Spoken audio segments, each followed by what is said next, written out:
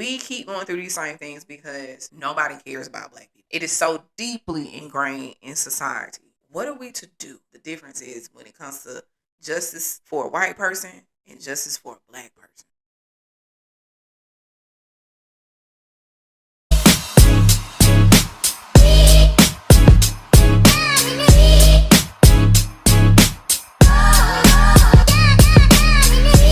Disclaimers. All views discussed on this channel is a matter of opinion. I do not claim to be a licensed therapist or psychologist, though I am in my internship for my specialist degree in school psychology. I will continue my studies in sociology, and because of my passion for the field, over the years I have read on books, scholarly journals, and other publications on social issues and the like.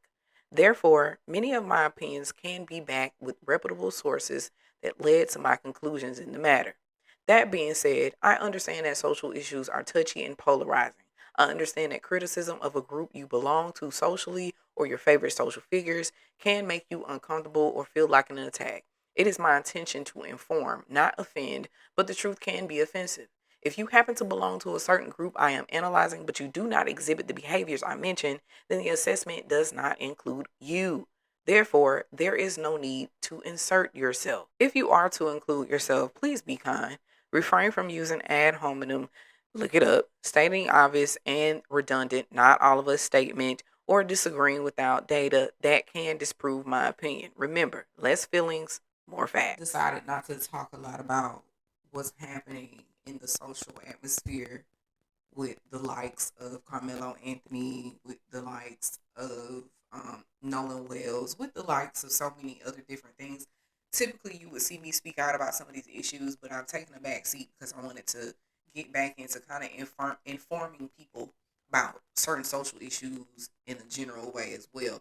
But today, I want to talk about how the justice system treats Black people, Black men in particular, and how it's always opposing opinions about how everything is happening, how it's unfolding. I try not to speak about certain things because I never want to speak from a place of ignorance.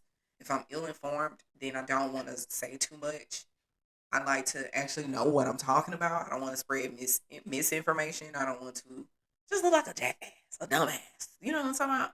So I just decide, hey, I'm going to keep my thoughts, my opinions to myself, or I just say them to close family and friends.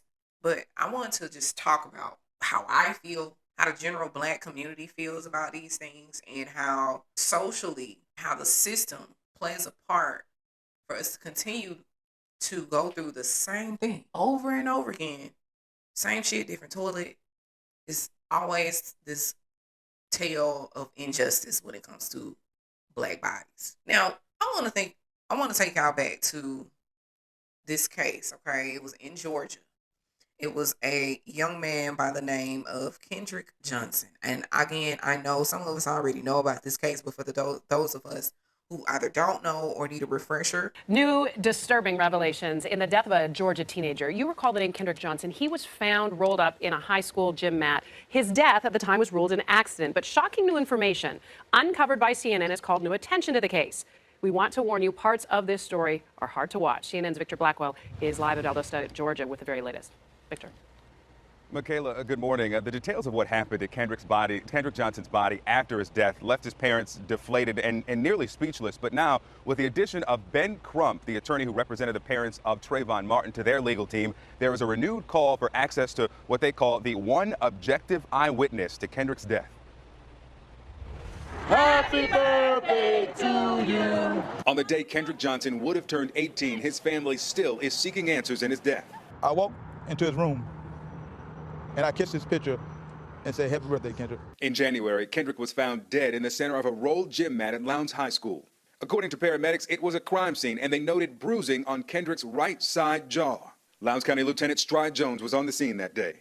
We examined all the alternatives that were presented to us, and the only one that fit the physical evidence and the forensic evidence and the testimonial evidence that we received was this is an accident. Investigators believe Kendrick climbed onto these rolled mats, slipped his 19-inch shoulders into the 14-inch center of a mat to reach for a shoe. They say it got stuck upside down. An accident we just didn't believe. You could tell he was beaten. Now the family is asking the school board to release any surveillance video from that day in order to see if any clues can be found there. We believe that these videotapes would clearly answer many of the questions that have surfaced over these many months. In June, the Johnsons exhumed Kendrick's body. They hired Dr. Bill Anderson to conduct an independent autopsy, and he checked that bruised right side jaw. We were able to diagnose the fact that there was indeed blunt force trauma to that area. So he took blows to the neck. He took at least one blow to the neck. Lowndes County investigators stand behind their investigation. We found an area on a wall that appeared to be blood, and we tested it, and it was blood. Now, we did DNA testing, and it was not the blood of Kendrick Johnson. Now the Johnsons have new questions about what happened when Kendrick's body was removed from the gym.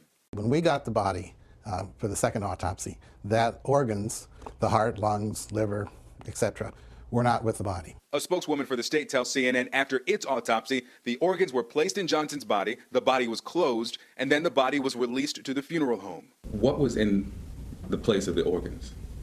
Newspaper. Newspaper. In a letter to the Johnsons' attorney, the owner of Harrington Funeral Home, which the Johnsons hired to prepare Kendrick's body for burial, says he never received Kendrick's organs. He writes in part, his internal organs were destroyed through a natural process and henceforth were discarded before the body was sent back to Valdosta. It's another tragedy for a family forced to find a new way to celebrate a birthday. Only we can celebrate his birthday is pushing and trying to get justice for Kendrick. Now, because of our investigation, the state of Georgia is now investigating the funeral home, and more about that objective one eyewitness to the death of Kendrick Johnson. The school district's attorneys say they do not have to release it because it's considered an academic record, and under Georgia law, academic records are exempt from open records requests. With this situation with Kendrick, it was almost immediate that these people came out and said it was accidental. This doesn't make sense. How is it accidental and he's deliberately, meticulously rolled up in a gym mat? You can't just roll yourself up in a gym mat. You cannot, there's no way to rationalize that in any dimension of Earth, okay? But you rule his death an accident and not a homicide. No real investigation was done. Young black boy snuffed out like that. And the only thing we're going to say is, oh, he did it to himself. So the autopsies come out for this young man, Mr. Johnson, and there was bruising. There was blunt force trauma. Nothing really came of that. As heartbreaking as it is to end that off, we all know what happened to him. It was blatant. This was 13 years ago, and literally nothing came of that investigation. It is still ruled an accident, and that is in my home state, Georgia. Fast forward 13 years later, July 4th, July 5th, arguably, we have another young man, a year older than Kendrick, 18 years old, who mysteriously was missing for a couple of days and then turns up deceased. Immediately, what do the authorities say in Mississippi? One of, if not the worst, southern state when it comes to racism. I think Mississippi had the most LYNCHINGs out of all southern states. Mississippi authorities come out and say immediately, no way you did an investigation as quick as that to just automatically rule that it was accidental. There's no foul play. Our black people, our antennas go up instant. We know what that means. We've seen it over and over and over again. History is so repetitive. There is literally, like the Bible saying, nothing new under the sun, son. It's going to keep happening this way. You want to know why everything keeps repeating itself? It's because humans don't care to inform themselves. Humans don't care about issues that are not their own. Humans are inherently narcissistic. We are very self-centered. So for all of us to always throw out the term self-centered and narcissistic as a insult when most of us are, is hilarious. And so many times you don't even realize how you are narcissistic. If you are one of those people that you always make somehow something about you. It's about how you think, how you feel. If you dealt with that before, if you experienced what this person is talking about, or whatever the case may be.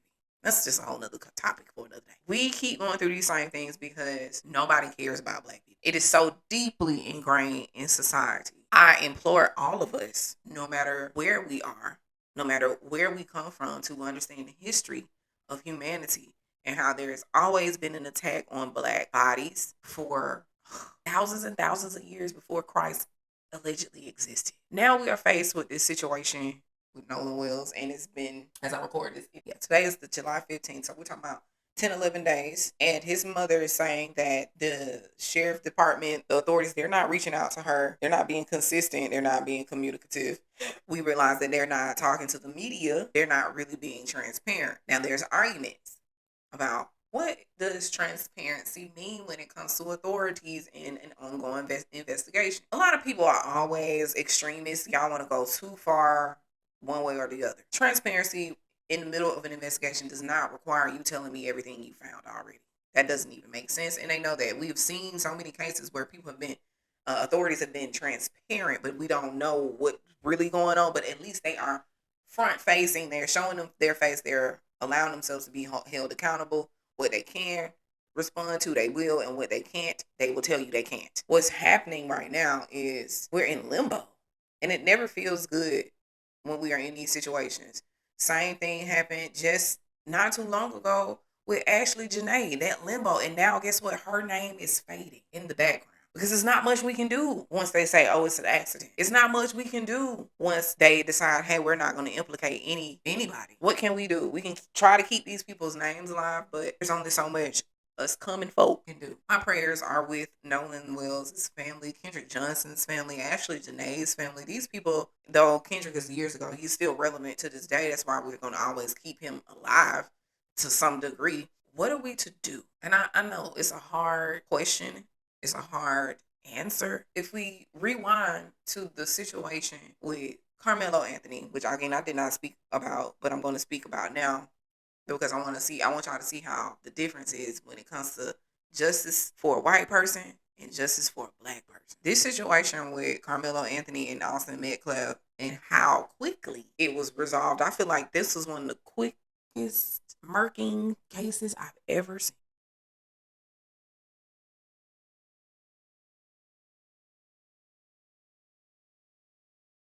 How fast this trial came and went, and how quickly this boy was convicted to one of the highest sentences of his kind in comparison, especially with his age. They made an example out of that young man. They made an example out of Carmelo. They wanted people to know, hey, you don't fuck with our boys. You don't do that, because when it comes to how we protect ours, we're going to do a lot better than y'all do because we have the systems in place. These are our systems. They got justice. You know how you look at it again. Everybody has polarizing arguments about that situation. Do I believe, give my viewpoint for the first time, do I believe he was fairly punished? Absolutely not. Also occurring in the state of Texas, in 2023, a 19-year-old David Pleasant, a black young man, was shot and killed in Little Elm neighborhood. Pleasant was allegedly robbing Adamson, a 17-year-old white male, and was running away when he was shot in the back of the head by Adamson. Alec Adamson was convicted to a manslaughter charge for the death of Pleasant. He had to serve only 4 years, but was granted time served after spending 2 years in jail. See the difference? A white male, same age, same state, black victim, no black jurors, alleged self-defense, and he goes home immediately. How's that justice? Carmelo got 35 years compared to basically 2 years. Do I agree with how he handled the situation? Absolutely not. This is a lot of the things that I argue with when it comes to young black men, and I get it. The world is so dangerous for y'all that y'all feel like you are under constant attack, because you really are. But there's no need to consistently feel like you have to prove your toughness. And I feel like what happened with Carmelo is an example of how so many young black men feel like they have to be so tough in the world because of the world. And they have to go out here and prove that toughness through violence. And I think that is one of the reasons that Carmelo jumped so quickly to violence before the violence was supposedly, allegedly brought to him. Now, allegedly, they say he was getting jumped. It's been so many conflicting stories. Again, misinformation. That's why I stay away from so many different topics now, because it's so much information that comes out. I don't have the time to fact check. I'm not a journalist. Even though I did think about it. I probably could have been a great journalist if I really tried, but that's me in another life. So I don't do a lot of fact checking when it comes to like these type of things. I'm a research based bitch now. Y'all can see the content. I'm gonna provide you with source material when it comes to like social issues, but when it comes to what is happening in the now, what's happening in the culture, the news of if it all, I can dissect it, but I don't know what's really real anymore because we have so much information, and so much information does not mean that all the information is valid. That being said, regardless, my heart weeps for Carmelo. My heart weeps excessively for Nolan. My heart weeps for all the black boys on either side, whether you are a Carmelo, you were defending yourself against wrongdoing, and that person happened to be a different race, like Trayvon Martin, and you're defending yourself, and somehow you find yourself on the wrong side of justice. Should Carmelo have gone to jail? I believe so. Should he have got as much time as he got? No, I don't think so. It is what it is, right? You got people in the same state who have literally off their kids, people in the same state who literally essay kids, and they get pats on the wrist, and you got this little boy getting basically almost the full extent the sentence that he can serve. It's crazy. Now let's think about socially and how these systems play a part in how we basically treat each other, how we think of each other. The proverbial totem pole, the class system, all of this stuff, and how intersectionality is really a motherfucker when you think about it. Because Carmelo, an affluent area, Nolan's an affluent area, and yet it never will save us as black people. Because no matter how far up the totem pole you move, people will never forget that you are black. Michael Jackson. People ain't gonna never forget that you black, no matter how great you are, no matter how much money you come into. They're not gonna forget that you black. And that's gonna play a part in how you are being treated, how you are handled. To my black men, I wanna say this before. Let me preface. Please, I know how people take things on the internet. I know how y'all want to always be mad. Your first mind is always to jump to be defensive.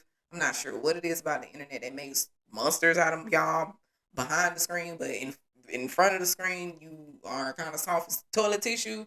I don't know what it is, but I will say this. I'm not victim blaming when I say this. This is just me wanting my black men to keep themselves safe and wanting my black boys to make it to 25, to 30, to 35, to 70, to 80, God damn it. I want y'all to live. Y'all, please understand who you are in this world. I'm starting to believe that a lot of black men either overinflate where they stand in this world, meaning that they are consistent victims because they're always blaming the system because they can't progress. That's the overinflation.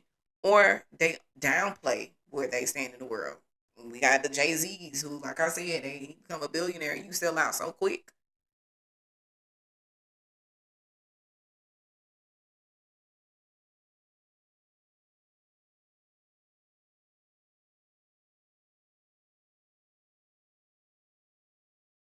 Quick.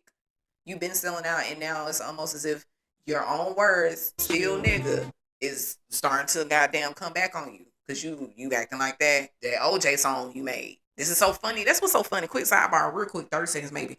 How is it that a lot of these niggas make music that in turn, when you look back in hindsight, they're really talking about themselves? But I feel like a lot of black men, Kevin Hart, they're forgetting their place. A lot of black men are forgetting their place, especially when, like I said, when they move up in the classes and when they feel like they're just too great. And I need for y'all to understand who y'all are. I don't think y'all want to hear this.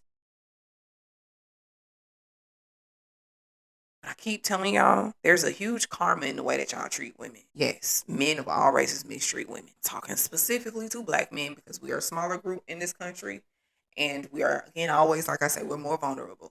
We have to really understand that we can't do the things that the other people are doing. We shouldn't, nor should we want to, but we can't because we have so much more to fight against when it comes to how we treat each other, black men and black women. Don't argue with me. Use facts. Black men are often way more black women than black women are often black men. You can go ahead and go to your extreme, your misaligned reality and say, well, what about the men who get set up? What about the women?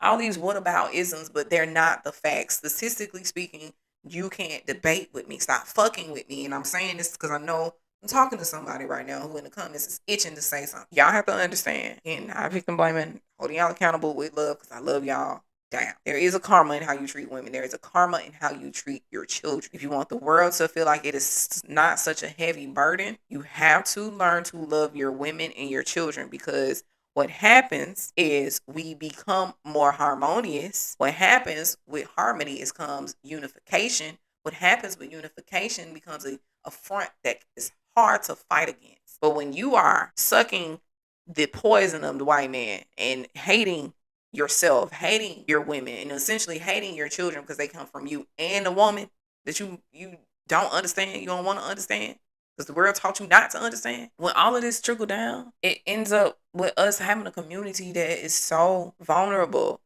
We are low hanging fruit, and they pick us off like it's nothing. They got the systems. They broken the nuclear black family the fuck up. They are teaching us inadvertently to not like quote unquote white people shit because white people shit is not good for black people. We gotta be tough, we gotta be ghetto, we gotta be this, we gotta be that in order for our blackness to be real.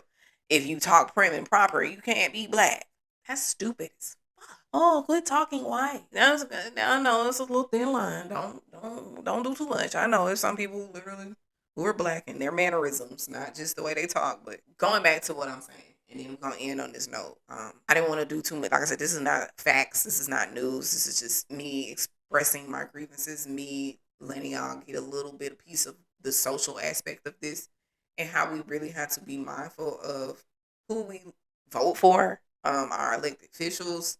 I know I go back and forth with voting. I'm gonna tell y'all. I'm gonna be straight up. I'm always gonna be honest with y'all because I don't like to lie. I don't feel good. I don't sleep well when I lie, unless I just need to lie. At that point, I just be like, Lord, I'm finna lie. Let it work. But when it comes to voting, I go back and forth because I'm always saying, hey, we're not the majority. And when I say we, black people, people who have progressive thought, people who are not into disharmony and disunification, I don't think we're the majority. Honestly, I don't. And what happens is because voting is based on a majority, we can go out and we can try, and even I feel like even if we showed up in record numbers, that does not always mean anything because we're not the majority.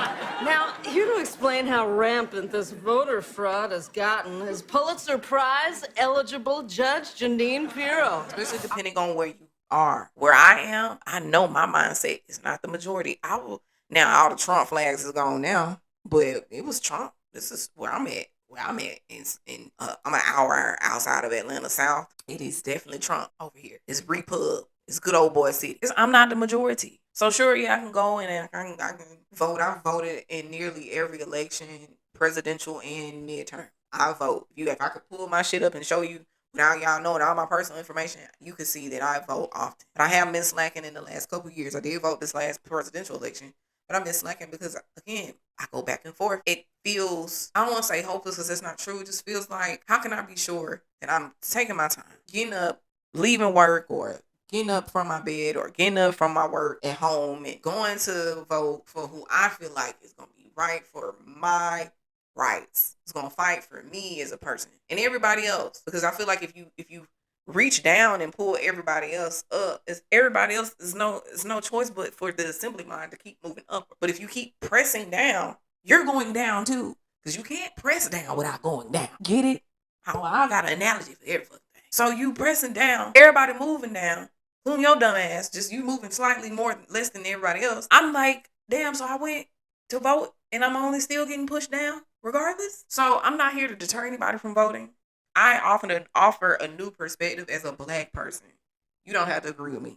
Again, I understand if you don't. Maybe I'm moving us backwards. I just know how I feel in my own experience. I will not ever, I used to, but I will not ever talk down on people who decide they don't want to vote anymore. As a black person, I can't really be as upset as so many people want us to be about not voting anymore, because I used to.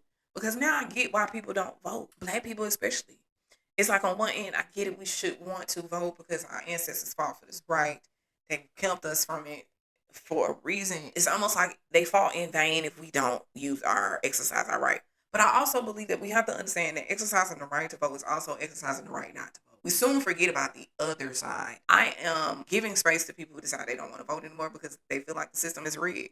Because it is. The system is rigged. Can we win? Yeah, it's possible. Do we win? Not often. It's no lie there. So on that note, I'm not telling y'all not to vote. Baby, don't twist my motherfucking words like y'all always want to do to everybody in public spaces. I'm not telling y'all not to vote. Please vote. Please. But do your research. Vote with intention. Understand who you are putting in office or potentially trying to put in office. Understand what you're doing when you go and exercise your right to vote. And if you don't know anything about who is running and you decide because you don't know, you don't want to vote, don't allow people to guilt you into this. Well, you didn't vote, so that means you automatically voted for the other side. I don't know what kind of logic that is. Somebody got to break that down to me. I'm willing to learn. I just don't get the logic. How is my non-vote a vote for the other side? And if that's the case, you automatically know that it's rigged then. This is what I'm talking about. Come on, somebody with me. Let's use our thinking caps, okay? I hate to say it. I am a super smart person. I always forget that I am because my IQ is fairly high. I'm 131 IQ, but I'm not always super smart about everything, especially when it comes to politics. But I don't get it. You can't make me think that makes sense because now I'm really gonna be like, oh, shit really is rigged. Then if I decide not to vote, that automatically means that I voted for the other side. The other side was gonna win even if I did vote for the opposite side. That's just how I see it. I might be ignorant there. Okay, correct me with love, cause don't come for me. 'Cause if I see you correct me and it ain't love and I don't feel the love, I'm give you saying you bad bitch. Anyway, I know this feels like I kind of went off the rails, but it all goes hand in hand because we have to protect the rights of Black people. We have to protect this system in a way. We have to improve this system the best way that we know how to, and that's just by using our voice. That's really the only thing we can do. It's really a fucked up situation because I know me, I want to do more than use my voice, but there are hindrances. There's a hindrance of resources. There's a hindrance of information. There's a hindrance of time. These are things that I do plan to work on. But when you are not together, all the way together in your own life, there's no way you can go out here and be a full service to other people. And it's just where I'm at with my life. So when people ask me, what have you done? What do you do for Black people?